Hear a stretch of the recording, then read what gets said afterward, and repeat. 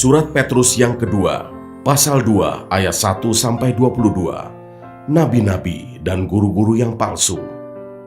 Sebagaimana nabi-nabi palsu dahulu tampil di tengah-tengah umat Allah, demikian pula di antara kamu akan ada guru-guru palsu.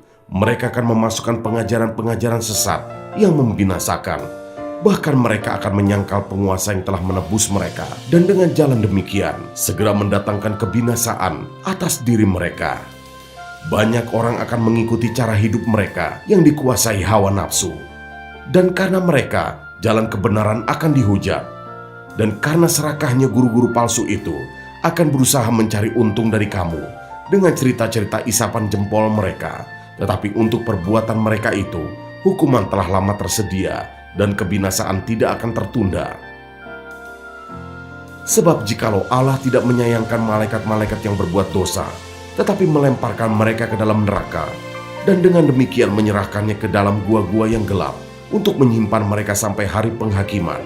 Dan jikalau Allah tidak menyayangkan dunia purba, tetapi hanya menyelamatkan Nuh, pemberita kebenaran itu, dengan 7 orang lain, ketika ia mendatangkan air bah atas dunia orang-orang yang fasik.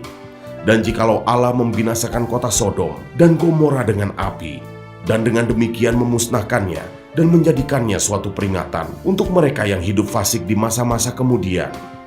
Tetapi ia menyelamatkan Lot, orang yang benar, yang terus-menerus menderita oleh cara hidup orang-orang yang tak mengenal hukum dan yang hanya mengikuti hawa nafsu mereka saja.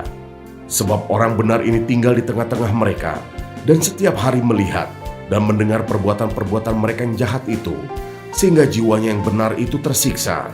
Maka nyata bahwa Tuhan tahu menyelamatkan orang-orang saleh dari pencobaan dan tahu menyimpan orang-orang jahat untuk disiksa pada hari penghakiman. Terutama mereka yang menuruti hawa nafsunya karena ingin mencemarkan diri dan yang menghina pemerintahan Allah. Mereka begitu berani dan angkuh sehingga tidak segan-segan menghujat kemuliaan, padahal malaikat-malaikat sendiri yang sekalipun lebih kuat dan lebih berkuasa daripada mereka tidak memakai kata-kata hujat kalau malaikat-malaikat menuntut hukuman atas mereka di hadapan Allah. Tetapi mereka itu sama dengan hewan yang tidak berakal, sama dengan binatang yang hanya dilahirkan untuk ditangkap dan dimusnahkan.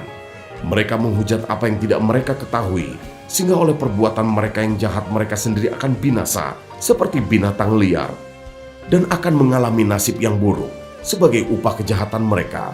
Berfoya-foya pada siang hari, mereka anggap kenikmatan. Mereka adalah kotoran dan noda yang mabuk dalam hawa nafsu mereka kalau mereka duduk makan minum bersama-sama dengan kamu. Mata mereka penuh nafsu zina dan mereka tidak pernah jemu berbuat dosa. Mereka memikat orang-orang yang lemah. Hati mereka telah terlatih dalam keserakahan. Mereka adalah orang-orang yang terkutuk oleh karena mereka telah meninggalkan jalan yang benar. Maka tersesatlah mereka lalu mengikuti jalan Bileam, anak Beor, yang suka menerima upah untuk perbuatan-perbuatan yang jahat. Tetapi Bileam beroleh peringatan keras untuk kejahatannya, sebab keledai beban yang bisu berbicara dengan suara manusia dan mencegah kebebalan nabi itu. Guru-guru palsu itu adalah seperti mata air yang kering, seperti kabut yang dihalaukan tofan. Bagi mereka telah tersedia tempat dalam kegelapan yang paling dahsyat, sebab mereka mengucapkan kata-kata yang congkak dan hampa, dan mempergunakan hawa nafsu cabul untuk memikat orang-orang yang baru saja melepaskan diri dari mereka yang hidup dalam kesesatan. Mereka menjanjikan kemerdekaan kepada orang lain, padahal mereka sendiri adalah hamba-hamba kebinasaan. Karena siapa yang dikalahkan orang, ia adalah hamba orang itu. Sebab jika mereka, oleh pengenalan mereka akan Tuhan dan Juru Selamat kita, Yesus Kristus, telah melepaskan diri dari kecemaran-kecemaran dunia, tetapi terlibat lagi di dalamnya, maka akhirnya keadaan mereka lebih buruk daripada yang semula.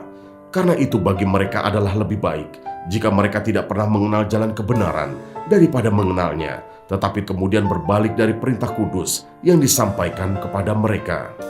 Bagi mereka cocok apa yang dikatakan peribahasa yang benar ini: anjing kembali lagi ke muntahnya, dan babi yang mandi kembali lagi ke kubangannya.